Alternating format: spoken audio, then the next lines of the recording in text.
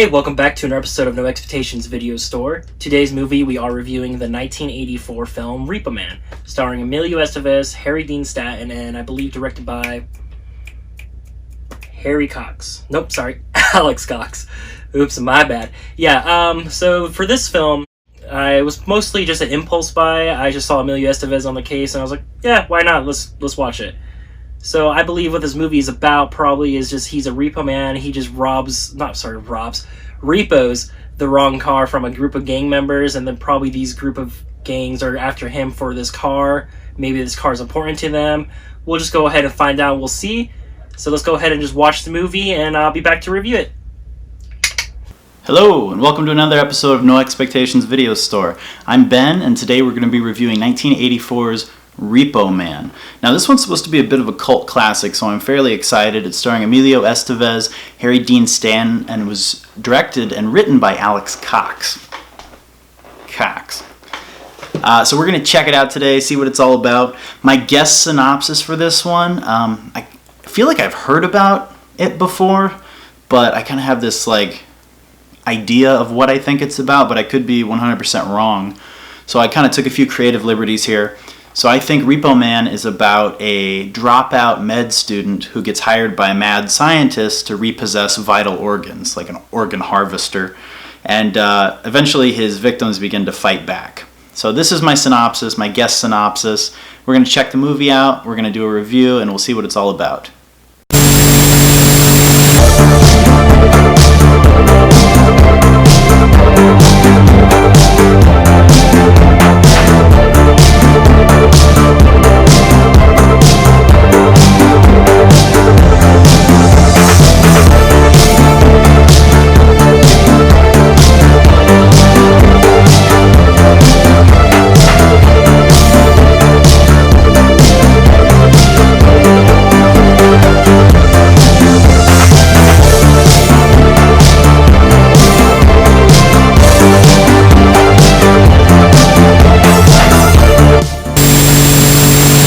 Hey, life of a repo man is always intense. So let's just say my summary wasn't completely correct. It was actually about Emilio Estevez's character named Otto, who was actually just fired from a grocery store, and on the way home from a grocery store, he was approached by Harry Dean Stanton's character, Bud, about offering a job as being a repo man.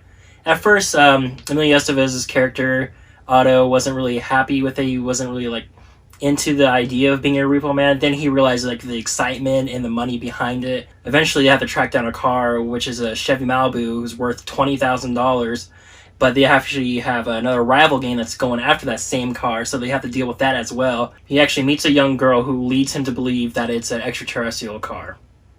So my initial guest summary was completely wrong.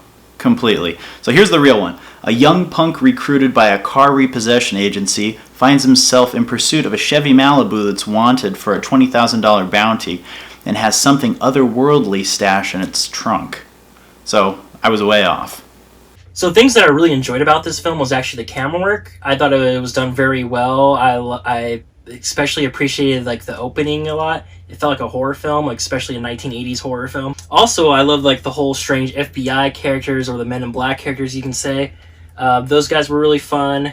And what I really liked about this film especially was the labeling. You'll see what I mean if you do watch the film. Everything that they went to do, you want to get a beer, you want to get a drink, you want to eat some food, everything that they ate or drank was labeled beer, food, drink. You'll see what I'm talking about. Also, what I really enjoyed was my good old man Miller with the trash can. He was just a fun character. I don't know why. I really enjoyed him. He wasn't in there that much, but something about it I really liked. And he actually served purpose throughout the film in a weird manner, I guess that you can say. Oh, and I can't forget the shootout. This shootout actually occurs near the end of the film. It was actually at that grocery store or liquor store. It was really fun and cheesy and just really awkward, but I really enjoyed it for some reason. I can't explain why I liked it, but I just loved that part of the movie. Okay, so I have watched the film, and I'm going to give it a hard 3 out of 5 for Repo Man. Amazingly, this film was nominated for a Saturn Award for Best Writing, which is a bit of a shocker, but I'm going to go over the things that I liked, and then I'm going to go over the things that I did not like. First of all, I'm glad this movie exists. It's fun. It's super unique. It's one of the most original movies I've seen in a long time. It had really great actors in it. Emilio Estevez is always great. I really like him. Hold on one second. Almost forgot the review glasses. Okay, the review glasses are on. Now we can do a full, in-depth review. Okay, so Harry Dean Stanton, fantastic. Emilio Estevez, great. Rest of the cast, could take him or leave him. The girlfriend was amusing, mildly cute. The rest of the cast, though, they were very B-movie level. The whole thing was very B-movie, and I think that's what a lot of people like about it. It has a bit of a charm, especially B-movies from the 80s that are horror, sci-fi, fantasy. This one works, barely. This one barely works. It didn't particularly need to be made. I think it would have been a lot cooler had someone like Scorsese done it, or a more down-to-earth director like Walter Hill taken the reins and just focused on the Repo Man aspect with the seediness of it and the violence and the car repossession. I think that's a story in itself. Throwing in the aliens and the B actors and kind of the weird thug kids and the punk scene, I don't know, that kind of stuff I could have really done without, but that's what makes this movie unique. It's got an amalgamation of things that shouldn't work, but somehow they force it to work, and it's weird. It's a very weird movie. So what I didn't like about this film was actually, it didn't necessarily have a genre. Was it action, comedy, sci-fi, horror? It was literally just like all over the place, which I felt like the writer/director didn't know exactly what they were writing. They just put a whole bunch of genres together and thought it was maybe super unique. But who's to say? I mean, other people like that kind of stuff. I necessarily don't. I really thought that, like, the opening of the film was very strong. Like, it really grabbed my attention, but like sooner or later I started like losing attention to it. Like, I just found myself getting lost. Not lost in the film, more say, like, just like lost, bored, which is sad to say, unfortunately. Like, I just wasn't sure what was going on.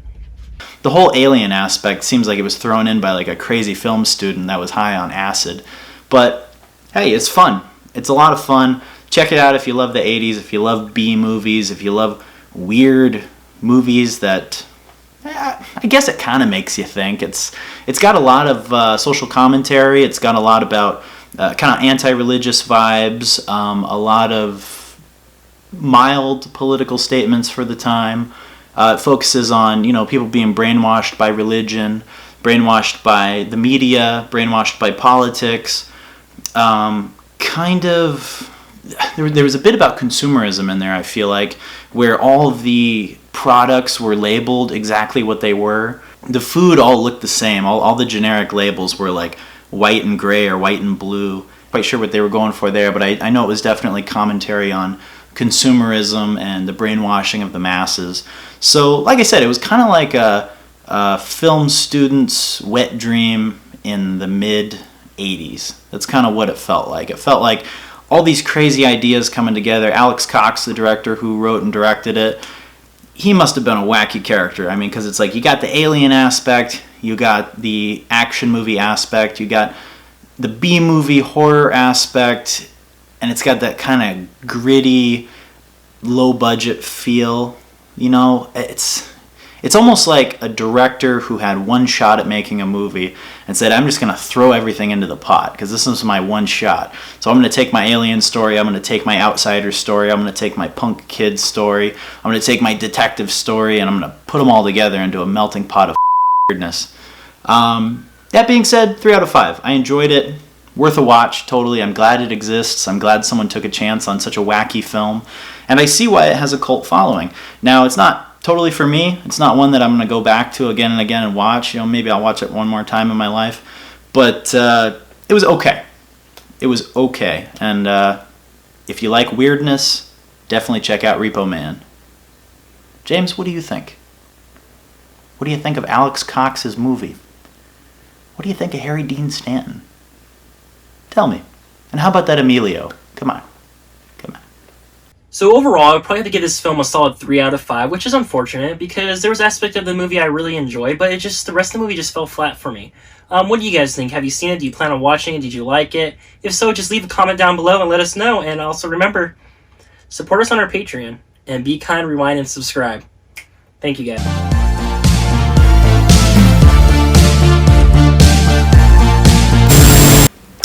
What is it? Be kind, rewind, subscribe.